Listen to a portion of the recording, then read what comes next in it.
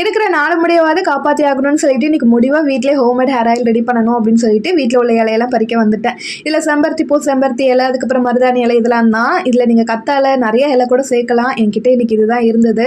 இது கூட கத்தாழை சேர்த்துக்கலாம். பட் இந்த கிளைமேட்டில் எனக்கு ஒத்துக்காது அப்படிங்கிறதுனால அதை மட்டும் ஸ்கிப் பண்ணிவிட்டேன். அதுக்கப்புறமா சின்ன வெங்காயம் ஒரு 15 போல் உரிச்சு வந்து எடுத்திருக்கேன்.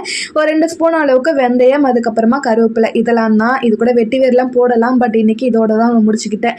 என்னடா எதுக்கு எடுத்தாலும் சட்டியை தூக்கி வைக்கிறேன்னு பார்க்காதீங்க. இரும்பு சட்டி இருந்தால் அதில் வந்து செய்யலாம். பட் அந்த அளவுக்கு பெருசாக என்கிட்ட கிடையாது. ஸோ அலுமினியம் பாத்திரம்லாம் வச்சோம் அப்படின்னா டக்குன்னு வந்துட்டு பொரிஞ்சு போயிடும். ஸோ அதனால் எண்ணெய் சேர்த்த உடனே இதெல்லாமே சேர்த்துக்கணும். சிம்லேயே வச்சுட்டு பண்ணுங்கள்.